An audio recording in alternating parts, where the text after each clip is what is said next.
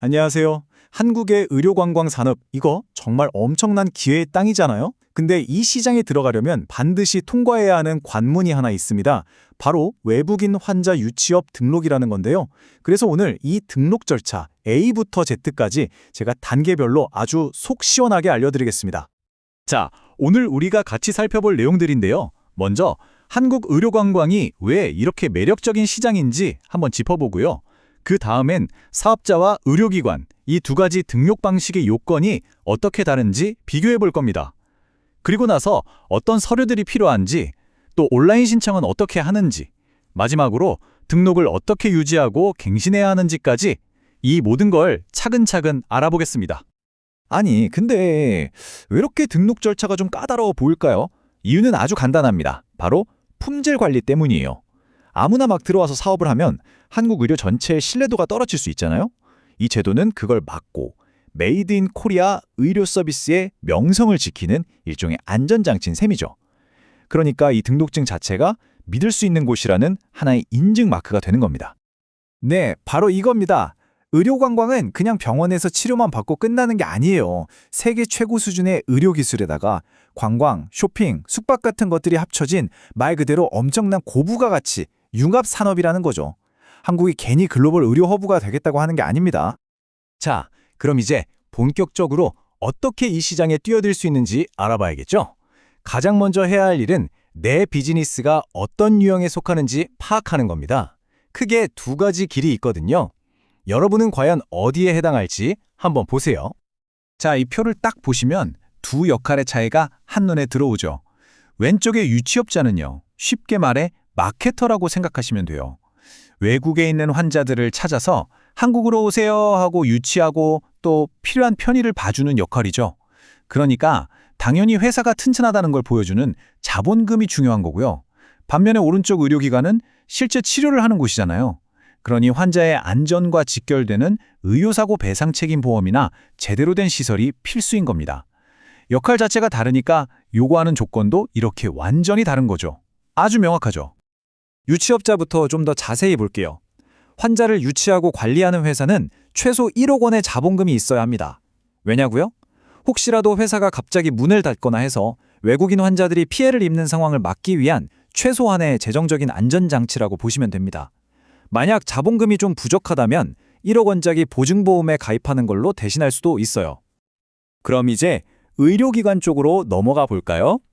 의원급 같은 경우에는요, 이제 관심사가 자본에서 환자의 안전으로 확 넘어갑니다.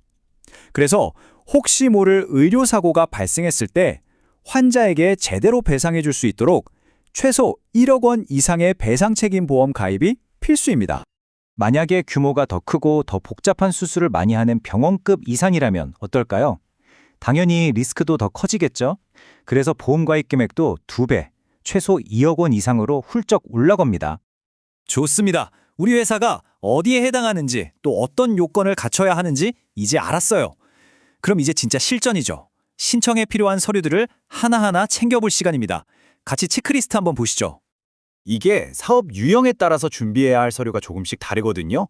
먼저 환자를 유치하는 일반 유치업자부터 살펴보겠습니다. 유치업자의 서류는 딱 보면 핵심이 보입니다. 우리 회사는 실체가 있고 사업 계획도 확실하고 재정적으로도 문제 없습니다. 이걸 증명하는 거예요.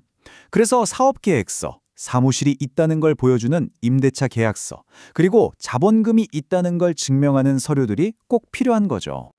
반면에 의료기관 서류는 분위기가 확 다르죠? 여기서는 우리가 얼마나 전문적인 의료 서비스를 제공할 수 있는지, 그리고 환자 안전을 위해 얼마나 준비되어 있는지가 핵심이에요. 그래서 의료기관 개설허가증, 우리 병원에 어떤 전문의들이 있는지 보여주는 명단과 자격증 사본, 그리고 아까 계속 강조했던 그 의료배상책임보험 증명서가 필수 서류가 됩니다. 자, 서류 준비까지 끝났으면요, 사실 가장 어려운 고비는 넘으신 겁니다. 정말 다행인 건 이 모든 신청 절차가 요즘 시대에 맞게 전부 온라인으로 진행된다는 거예요. 굳이 직접 어디 찾아갈 필요가 없습니다. 절차는 보시는 것처럼 정말 간단해요. 외국인 환자 유치정보 시스템이라는 사이트에 들어가서요, 기관 회원으로 가입을 하고 온라인 신청서를 작성하면서 미리 준비해둔 서류들을 스캔해서 파일로 착착 업로드하면 끝입니다. 보통 제출하고 나면 20일 안에 검토가 끝나고 결과를 알려줍니다. 와, 드디어 등록에 성공했습니다. 근데 여기서 끝이 아니죠. 진짜 사업은 이제부터 시작이니까요. 이 소중한 자격을 잃지 않고 계속 사업을 하려면 몇 가지 꼭 지켜야 할 것들이 있습니다. 등록 자격은 유효 기간이 딱 3년입니다. 여기서 진짜 중요한 게 뭐냐면 바로 갱신 타이밍이에요. 그냥 3년 다 돼서 하면 되겠지? 절대 안 돼요.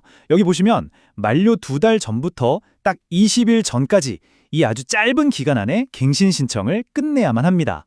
와, 이거 정말 정신 바짝 차려야겠죠? 이 시기 놓치면 자격이 그냥 사라져 버리니까요. 달력에 아주 크게 별표 쳐두셔야 합니다. 그럼 반대로 어떤 행동을 하면 이 어렵게 딴 등록 자격이 취소될 수 있을까요? 이건 정말 피해야 하는 치명적인 실수들이니까 꼭 기억해 두세요.